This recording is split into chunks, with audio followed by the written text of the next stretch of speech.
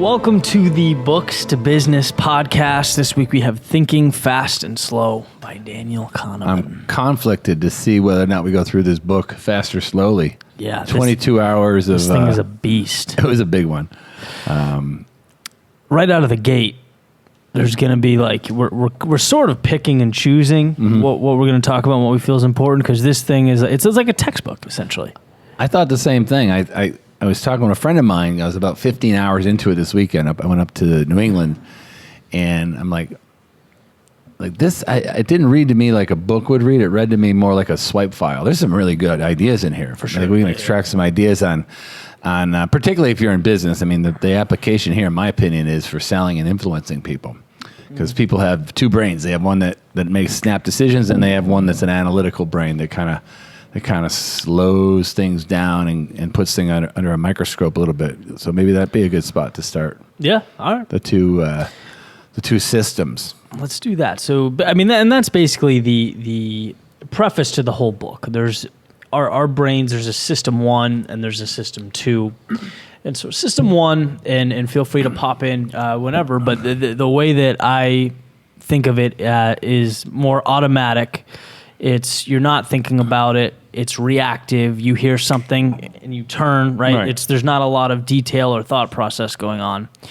And then system 2 is the other side, which he says basically when system 1 is confused or can't figure it out, that's when system 2 comes in, and that's when we're thinking about things. That's when we're focused on something and trying to use, our rational thought. Did you think about it like system 1 is the old, the reptilian brain, the ones that taught us how to survive all these years with instincts and snap decisions, the fight or flight type idea, and system 2 is the more logical current brain. That's kind of like what I got out of it. System 2, because the right brain in selling, they always say the right brain buys, left brain justifies. Yeah, I think system 1 is the right brain, feelings, emotions, instincts. And 2 is the analytical brain. And if you're selling and you're posted up in system 2, you're going to struggle, in my opinion. Right. So you got to know the differences. And in this book, he gives many examples of which system when, so to speak, right? Because if you're surviving and you're in a situation, and you got to make a split decision. Like you got to defend yourself from a predator, or you're in a jungle and you see a lion jump out at you, right? Right. well, I mean, that's the whole point, is that like we need both systems, but because system 1 is so quick to react, that we make a lot of mistakes because of it. When really, in a perfect world, we'd have the foresight, we'd understand to go, to move into system 2. But that's not how it works. Our subconscious does a lot more than we think it does. The brain's way faster, and we think it's way more accurate than it really is, because it makes up things in the middle. One of the things I liked about the book was the concept of the halo effect. Like you see somebody that maybe, like he gave the example of a coach that goes on and sees a tall, handsome, well-dressed player, and he gets a halo effect of that player, thinking, oh, that player must also be an exceptional player because look how good he looks. He looks like the typical athlete, but the coach doesn't have all the data. So the coach gives that player the halo effect. Yeah. Maybe, at some level, authority is like that in these biases. Oh, for sure. Yeah, as we study cognitive biases, these are all like brain, tricks your brain does to you. Sometimes you're going to be right, but sometimes you're going to be wrong. Like if you're a coach and you get a big game on the line, you don't want to go to system 1 and give someone this halo effect and go on your gut and say, oh, this is going to be my starting quarterback, when they had all the data and they could make that. That's a system 2 function. Yeah. Do the evaluation. And we've seen that in a few books. With the absence of data comes narrative, comes story, comes using the things that are available to us, right? That we've experienced, and using that to make a decision. I am using that a lot with the Brene Brown book. She says, in the absence of data, you start... Safe to say we underestimated how many good concepts were in that book. Like when I first read it, I didn't realize how much I'd be using those principles. And that wasn't even her big book. That was like her second book. Yeah. Like her big book. This is the book that kind of brought her concept of vulnerability to business. But there's a lot of science in kind of the leadership qualities. And what I love about like this book here is this could be a swipe file book for all books, like the cognitive... When you say swipe file, what do you mean? Swipe file is like something you're always going to want to have. Open it up, and look through it for ideas. Particularly if you're writing ad copy or you're structuring. There's a lot of things in here about selling, how the brain thinks fast and slow. When you're selling, you definitely want people to be, feelings. You want to be in the right brain. You want them making decisions that are good ethical decisions because you put a good ethical message out there, but you don't want someone confused. And when they get confused, it automatically, system one stops and says, hey, system two, I need you to take a look at this. And they start digging around through it. Yeah. And then, of course, the old saying in sales is the confused buyer doesn't buy. They just don't. There's a lot of awesome context about that in here. Yeah, like cool ideas, in my opinion. They're awesome. Derivative of the old Donald Miller quote that we've used so many times before, right? The cognitive fluency thing. When you make things difficult, people don't buy. It's the same thing. Move on. Yeah, cognitive fluency, he has a couple cousins in here. One's called cognitive ease and cognitive strain. Right. One of the exercises I thought was kind of cool is if you had two pieces of paper and one had a message written in very large font and the other one had a message written in very small font, and you wanted to hide some errors in the messages in the same message, which one would be more likely to see the errors? It's actually in the smaller one because you're focused. Yeah, your brain kind of skips words when you're reading. You can see it. So it's going through. You're very easily going through it. Cognitive ease, and then the other one's strain. Your brain strains and it slows you down. It slows your whole system down. And you see that a lot with people that put when we coach, they're putting ad campaigns together. Or they're trying to tell the world what they do, and it's confusing as hell. Yeah. What were you saying today? We're doing the movie trailer, the book trailer for Drive. Right. I was like, what? I was looking at all these notes we have for this book, right? Yeah. These are all the notes we have, and I said, and Eddie writes the script for the video. What'd you say? I loved it. Yeah. So long story short, I mean, it's a 90-second script, and so there's not much time for detail, and so you were basically like, hey, here's the book. I have some good notes, and you do. There's some great notes in there, but basically, I said detail is going to be the enemy here because you want at the most 3 concepts. You want to pull on some heartstrings and move on. I think if that's the case for Drive, it's more so the case for this book because there's some concepts in here I don't quite get yet. Yeah. In fact, I told Steve to be ready to look up words. Be ready on standby one, Maverick. It's just a lot to consider. It's funny. It's almost irony because he speaks against. He talks about things being in small, digestible, consumable bites, and this is like this monstrosity that never ends. It's like, wow. I don't know. We mentioned he won the Nobel Prize in economics. And he's a psychologist.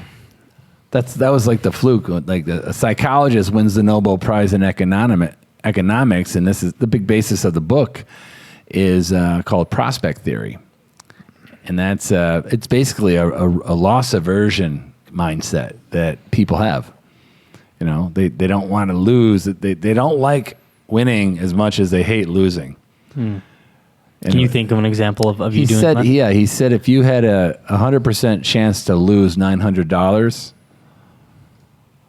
or you lose $900 for sure, or a 90% chance to lose $1,000, which one would you pick? Yeah, I would gravitate to. I play conservative. Be risk averse. For sure. Everybody is. Yeah. A casino is a better example. That one's kind of cloudy a little bit, but a casino is if you went to a casino and you won $1,000 versus let's pretend $1,000 is a week's pay, right to you, and then you also went a week later and you lost $1,000, you would talk about the loss of $1,000 5 times more than you would the win. Like if you went out and won a week's pay, you wouldn't talk about it as much. And there's a lot of science behind it. Of course, he won the Nobel Prize. This is science based on why did that happen? Why do people hate losses? Like that's why people stay in bad marriages longer. Like the failure is so painful versus sticking it out. Stocks that are tanking, like people hang on to stocks right now. They should have sold, but they didn't because they're afraid of loss. Yeah, I remember reading that in the happiness hypothesis. So maybe we should do that book at some point. That's a great. We pulled it out. It's over we there. pulled the book out for Steve to contact the author. Is he still alive? Steve? The author. He gives a similar reference where he's saying someone goes to dinner and it's just this amazing experience, and they go and it's 99 times it's incredible, but once there's a cockroach on their plate, they're never going back, Right. because that one bad situation derails everything, right? And it's like, I guess it's a cousin of what we're talking about, but we want to avoid negativity much more than we're incentivized and inclined to go after the upside of things. People don't like the bad things that happen. Like we're also talking about. I forget what the principle was. Maybe you can find it, Steve. Where people think they're more likely to die from COVID-19, for instance, than they are like heart disease or an automobile accident. I think it's availability, right? Isn't that how we categorize it? It's the availability. It's the availability heuristic, because it's the rule of thumb that this information is so readily available through the media. Right. Everything pops on like, oh, someone died. A doctor, like, the reality is the data is saying that most people that are dying, I'll probably get yelled at for this, but most of them are in nursing homes, like a high degree, like 50% plus. Yeah. And then one person dies that's, younger, and that becomes the rule for the whole. Like, oh, someone else died. Now it's very possible that they could die, but it's not. It's an exception. It's very unlikely. Like statistically more likely that you'd get hit by a car and die. There's so many times in everyday life in society where we base what we do around the exception to the rule because we hear it, and it's accessible, it's available.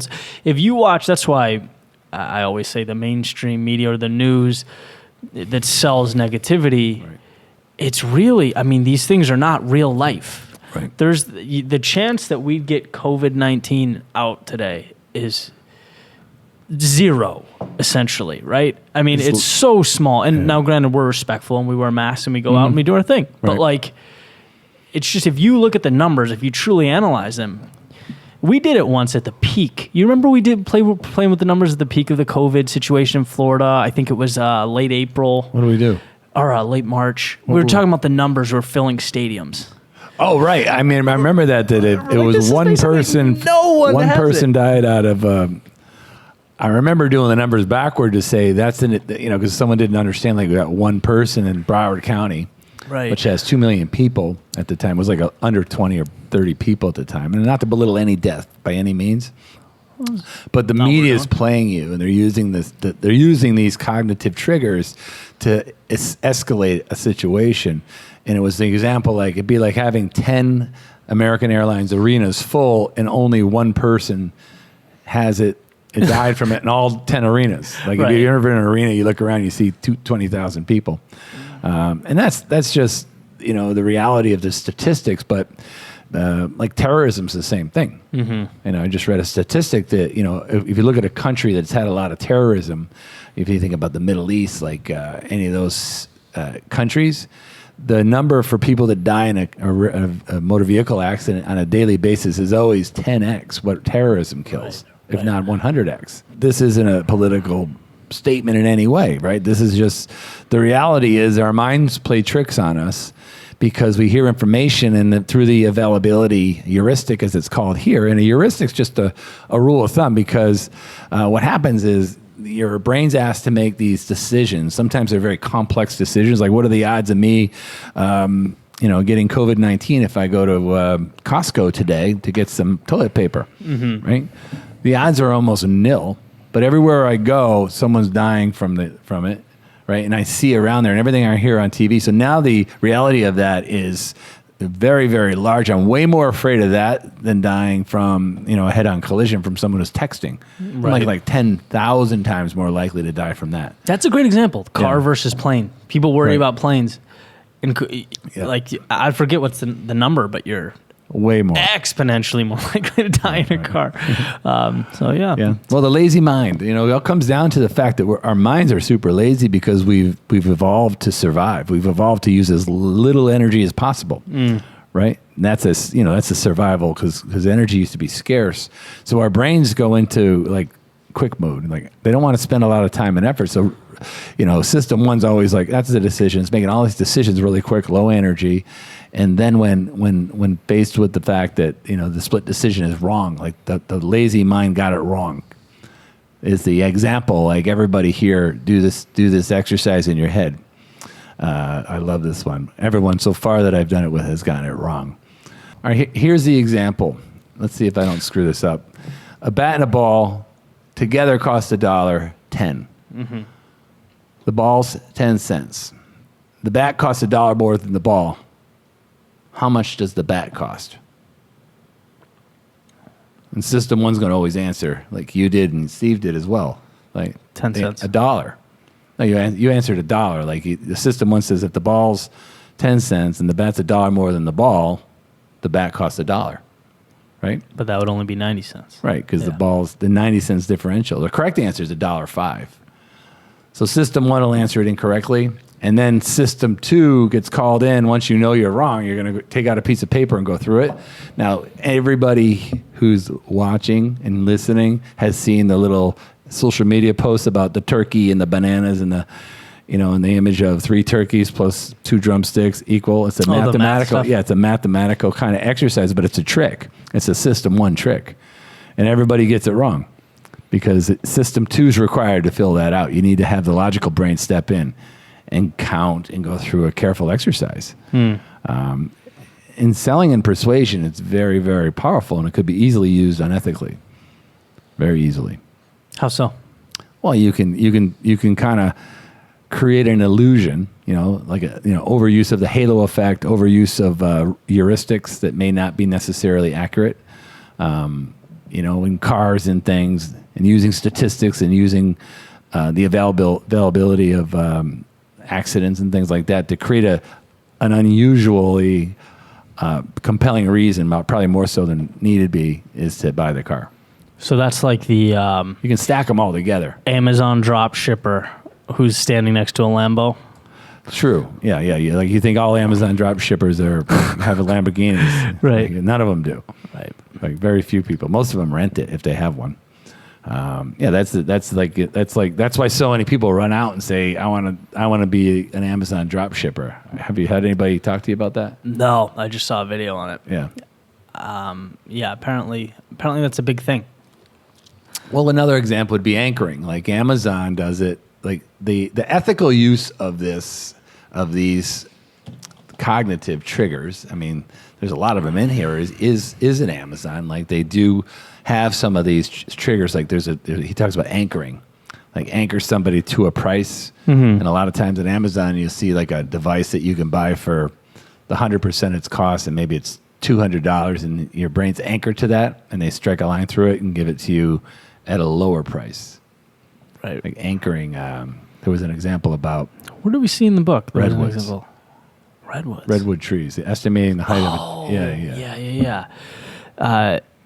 So basically there's a redwood tree, and you're supposed to guess the height. Right. And so he gave, 2 numbers as a starting point, right? He gave one number. Yeah, but he gave it to 2 different groups. So one number was high, right, and then he said, "Oh, maybe it's the redwood trees are usually this tall. Right. What's your guess?" With the high number. One, yeah. And then the same redwood tree says to another group, they're usually this tall, and gave a smaller number, and both groups gauged their guess was closer to the number that was given. In other words, was that just way too confusing? That's similar. How'd you read that? He would ask them just a vague question, kind of just asking, would you say it's taller or shorter than 500 feet? And based on that question, their next response, okay, well, if you say shorter, how tall do you think it is? It'd be very close to the 500, as compared to if he says, okay, would you say it's taller than shorter? To another group, he asked 2,000 feet. Taller or shorter, they'd say very close to 2,000 feet. So it's just like based on whatever number he gave first, it would be very close to their second guess. It's strange. So they're anchored to the first question. The mind does that. Car salespeople do it all the time. When you go in to see a car, they'll typically, if you go in to see a car, let's say it's the base model Toyota Camry. Yeah. They, for whatever reason, won't have that available for you to look at. They'll always drop you in the Cadillac best version of it. That's usually 30-40% more money. And they'll put you in that car, and they'll have you feel it, and then they'll anchor you to that fully loaded car. So they'll say, and they usually do it in months, by the way. They don't do it in the whole price. They'll say, this one's only $800 a month. and you came in your head with an idea that you might want to spend $300 a month, like you were in your other car. So they're anchoring you to 800, right? So your high is way higher than your old high. So now you're coming down from the anchor, and you might land at $500 or $600 a month when you had no intention of spending that. That's, in my mind, is an unethical use of that technique. You think that's unethical? I do. Yeah, I do. You see it on Amazon all the time. You see it everywhere. Anytime there's a markdown price, Yeah, I mean, I guess it'd be debatable, right? There's a lot of car sales people out there, but and I'm not saying they're all bad people, but a lot of times they'll put people in, and they'll always anchor to the absolute highest. It's the law of contrast too. I mean, you can compare something that is valuable to something that's way more valuable, and the value of the second item will look bigger. Yeah, it's a similar bias. I don't know what it's called. Do you remember? Isn't there something where it's almost like you hit him with such a strong shot, like you give him such a high price on something that anything lower seems like a good deal? It's contrast. Yeah. Contrast one? Yeah, because that's what it reminds me of. Yeah. That's what it is, definitionally, right? Yeah. Contrasting. There's a contrast in there, too. Remember you and I had a conversation because Phil Mickelson and Tiger Woods played. Who'd they play yesterday? They played Tom Brady something? Tom Brady and Peyton Manning. So who were the teams? It was Woods and Manning, and then Brady and Mickelson. Brady was with Mickelson. Brady knocked in a ball from the fairway. Did you see him drop that long shot? I didn't. No. Oh yeah, he dropped it because Charles Barkley was yapping in his ear, and Brady stood up and knocked it from the fairway and dropped the shot. Oh, nice. But I guess they lost. But it's a good example of golf because I was talking about Tiger Woods as the example because we're talking about a concept in here he calls regression to the means, which I think is a good play off of Daniel Pink's book, Drive, because he talks about rewards and punishment. And regression to the mean it's the law that some kind of exceptional, excellent performance will always be followed at some point by a poor performance to create the average, the mean. And like if Tiger Woods went out and shot 13 under, which he's done before in some crazy courses, like it's crazy way over his average, and he goes way out in front. And sometimes he follows it up with some good scores, but normally by the end of the tournament, it gets close to what the tournament usually is. Yeah. It's called regression to the mean. And when you praise somebody this is what's wild about this. If you praise someone for something good they did, like let's say they had an exceptional year, like you did a video and it got all these incredible reviews somehow, something happened, some kind of luck, and you had this big performance, and I congratulated you. I almost always will be disappointed because the next video will be more like the mean, type of thing. And that's with performance. Like if your kid does something that's amazing, like way beyond their ability, and you praise them, you're almost always going to be disappointed after the praise. And the funny thing is that if you hammer on them for doing something bad, if they're really below their performance level, they're almost always going to do better anyway. Like whether or not you berated them or not, they'll still do better because of the regression to the mean. The law says they'll do better.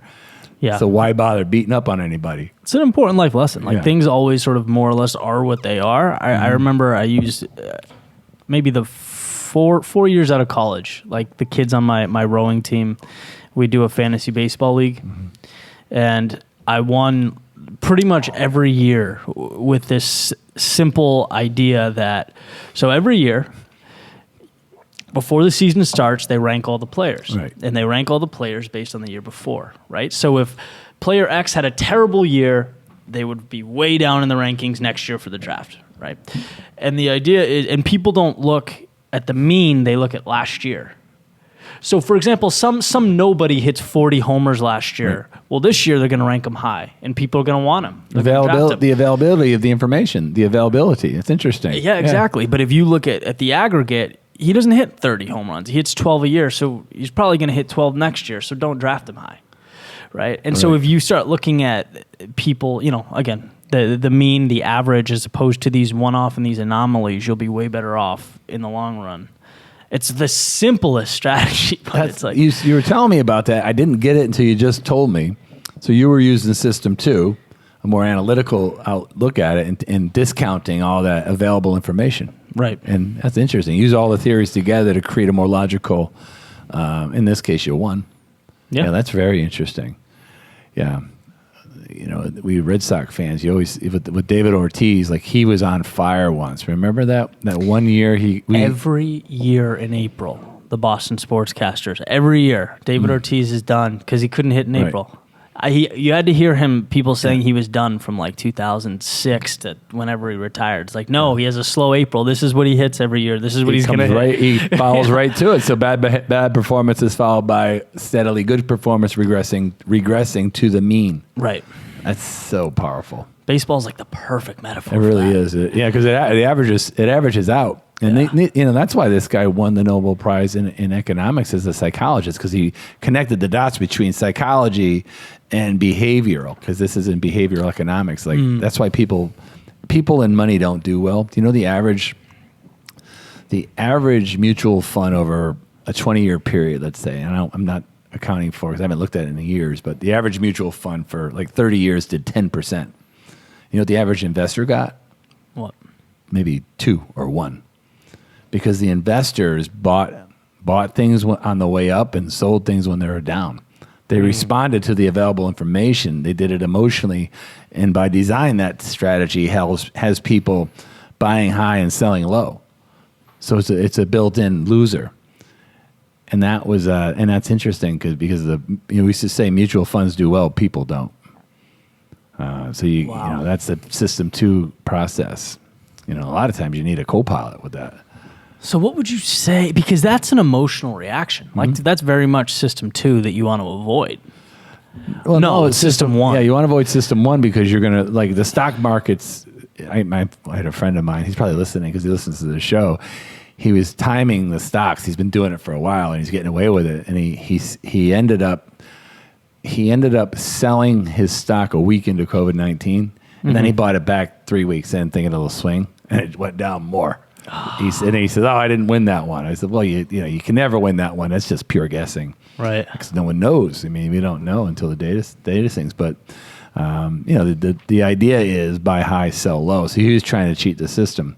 But system 1 will always respond. If you're looking at the headlines, you'd never leave the house in some states. Yeah. I don't know why. It's coincidental that some states are like, hey, it's great, go out and have a good time. And there's other states where never go out. Like I went up to Boston this weekend. My sister started terrorizing me because I went on a plane. Oh, really? I said, yeah, I wanted to go see my kids. Yeah, it was fine. I didn't have a problem with it.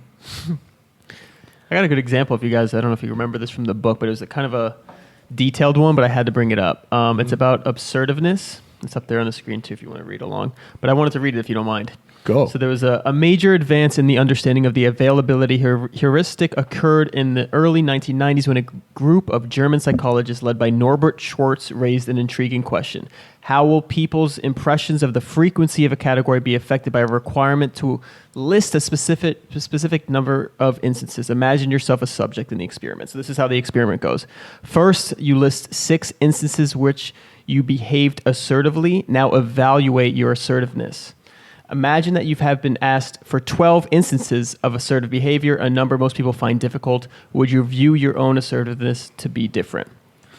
So basically, in short, because it's kind of long, the request to list 12 instances pits the 2 determinants against each other. On one hand, you just have retrieved an impressive number of cases in which you were assertive. On the other hand, while the first 3 or 4 instances of your own assertiveness probably came easily to you, you almost certainly struggled to come up with the last few to complete a set of 12. Fluency was low, which will count more, the amount retrieved or the ease and fluency of the retrieval. So, Steve, as someone that understands that, give a Cliff Notes version for what that will Sure, mean. this last paragraph is kind of the Cliff Notes.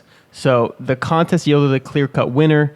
People who had just listed 12 instances rated themselves as less assertive than people who had listed only 6. Furthermore, participants who had been asked to list 12 in which they had not behaved assertively ended up thinking of themselves as quite assertive. So basically, when they tried to list more, so they had to list 12, because it became harder as the list got longer, they felt they weren't assertive because they're like, oh, I can't find ways I'm assertive. So they're like, I'm not an assertive person. And the same was true for the people that were trying to list ways they weren't assertive. Like if they had to list all these behaviors of, I'm not assertive in this way, the first 3 or 4 were easy. And the last however many were so hard that they're like, oh, I must be assertive because I can't think of ways I'm not assertive. So let me go ahead. No. I was just going to say, let me make sure that I got it. I think I do. I think I get it. So the question is, are you assertive? Yeah. And if so, list the ways that you're assertive. No, Assertive. I think it's the other way around. So you just try to list them, and then you evaluate if you're assertive based on the list you came up with. Right. But step one is listing. Yeah. Okay. So list 12 ways you're assertive, and then the other group lists 6. Yes. And the group that listed 12 thought at the end of the day they were less assertive because they struggled to get the last ones, whereas the group that did 6. That's an example of the framing thing. It's under availability. Yeah, he goes through them all, but you're framing the question in a way that the people that struggle with the harder exercise will think more poorly of themselves. It was mainly about like cognitive ease and cognitive fluency, and it was just so interesting because you would think people that listed more, Right. yeah, They'd have a bigger list and feel crazy, awesome. yeah. Hey, Steve, would you rather have a surgery where you have Yes. where you have a 10% chance of dying, Yeah, this is or a different surgery where you have a 90% chance you'll survive? Which one would you rather have? 90%. But that's the framing, right? Yeah, it's framing. I love that. Because some people say you have a 10% chance of dying. Like, take it from someone who's been on the other end of that. I took a test, and the test was called the MELD score, which is a model for end-stage liver disease. The first time I heard it was in September of 2016, and I never heard of it. And he goes, "What's your MELD score?" I said, "I have no idea what you're talking about." And I was at Harvard, and he says, "Oh, yours is 37," and he goes, "70%. You have a 70% chance of being dead in 90 days." That's what he told me. That was exactly what he told me. He didn't tell me I had a 30% chance of being alive. He should have read this book. Yeah. Does that sound better though? I'd rather hear the 30% chance of being alive, I don't wouldn't know. you? Maybe he needed to scare the piss out of you, though. No, he said it as if he was having a sip out of his coffee. This guy did not.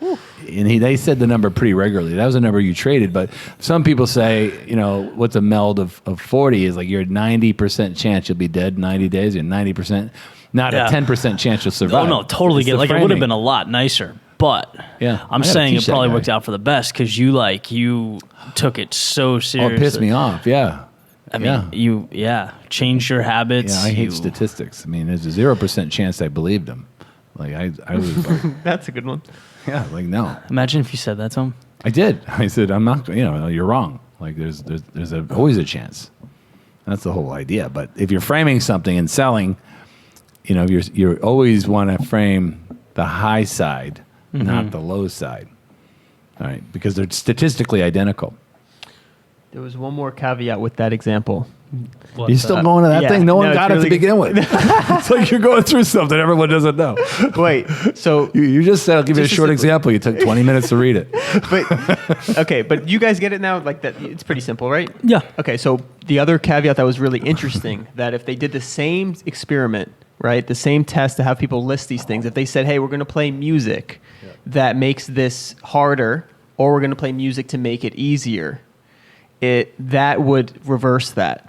So, for example, Oh, I got it. if they were saying, like, okay, we're going to have you list 12, but we're going to play music that's going to make it hard to think while you do so, then they had trouble. Since they had trouble, they're like, oh, it's the music. They had an excuse for why it was difficult. So instead of saying they had trouble being listing assertive behaviors, and they were like, oh, I'm not assertive, they had an excuse. And I thought that was so interesting because it says, I wrote down in my notes, fluency was removed when an excuse can be used, such as difficult music. So in this experiment, when you have cognitive overload, or like the fluency is low, you're laughing at.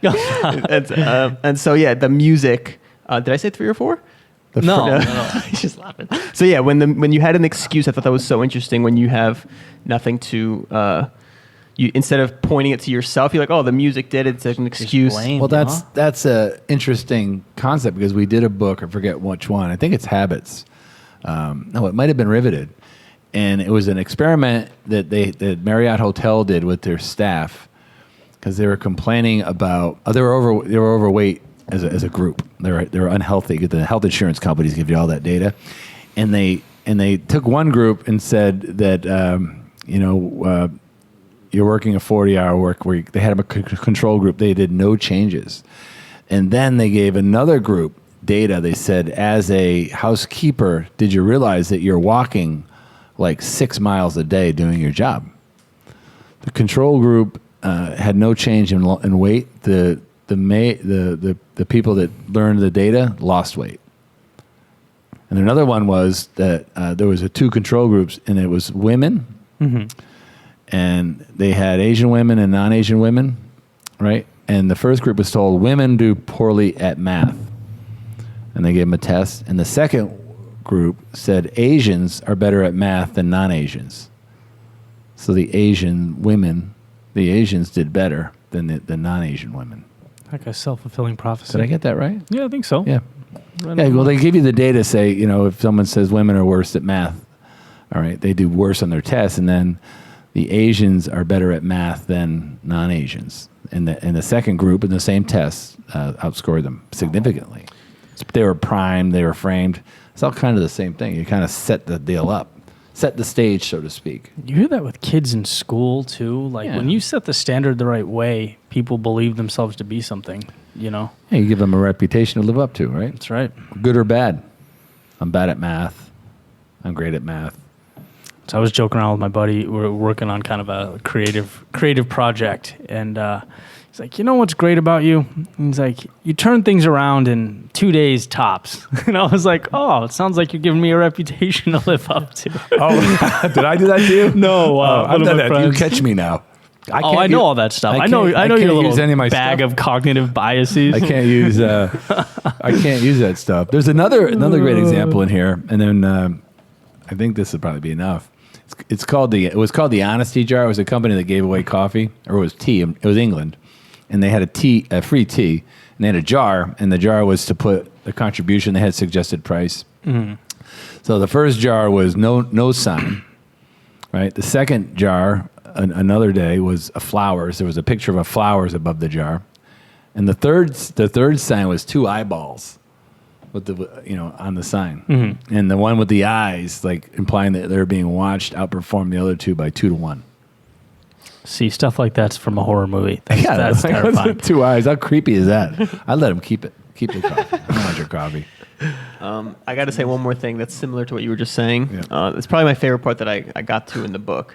It's the causes trump statistics. Like, we like stories over statistics.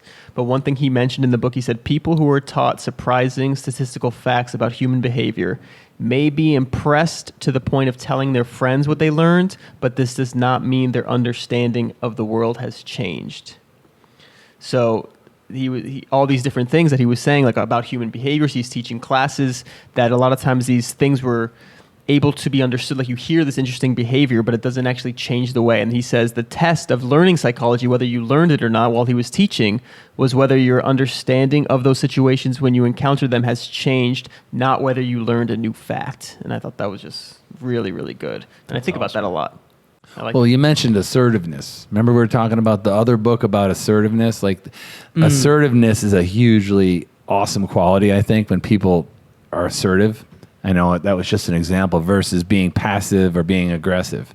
Because we were looking at a relationship book as a possible book that you can put, because in business you can be passive, meaning kind of let things go. You could be aggressive. You can be like a bull. And then you could be passive aggressive, which is the worst one, right? Where you like don't care. Passive aggressive is tough. Yeah, you'll say whatever. And then the antidote in this book called Love Yourself was be assertive. Instead of being passive, because passive people usually make you pay later.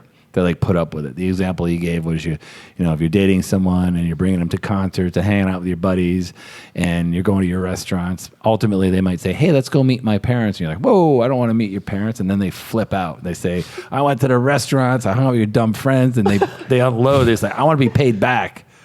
That's like passive. And then aggressive is just being nasty, being, just really aggressive. And then passive aggressive is you agree, but you will definitely just screw it up on purpose and watch them react. But the answer is assertive. Like, this is what I want to do. And this is the negotiation part. This is where we start our negotiation. I've learned that the hard way so many times. It's just being assertive and communicating is always better. It's just difficult, You're pretty good at that. Yeah, you're pretty good at that, at being assertive. I think I find myself being passive sometimes. And then when I get pissed off that I'm being passive, I become aggressive. Yeah. And who knows? Maybe passive aggressive. I don't really know that. You chandelier? My chandelier. I get pissed off. You want to let them know what we got next week? Take it away, man. So we're doing 4-hour work we're week. doing 4-Hour Work Week by Tim Ferriss, or as this book states, Timothy Ferriss. But I read this years ago. It was a really good book. A lot of great stuff on automation, simplification, helping your money work for you, putting yourself in a position to win. Just a lot of good tactics and stuff in there. So excited to revisit it. Yeah, getting the way out of thinking in yourself. Like I got to be working to be productive. Right. You know, don't feel guilty. Like we've all been programmed to be guilty if you're not out there working 20 hours, like your parents did. Right. You know, like your grandfather worked 80 hours a week. It's like, well, I work 4, but that's not the way it is yet. But that'd be kind of cool. Yeah. Who was it that said to be truly wealthy is to make money while you sleep? Isn't that a famous quote from someone? Warren Buffett, was it? That sounds. You can throw any financial stuff in the Warren Buffett camp. That hit it. works. Somebody, I've heard that quote. And too. Napoleon Hill. I don't know. Cool. All right. We'll see you guys next week. Take care. See you.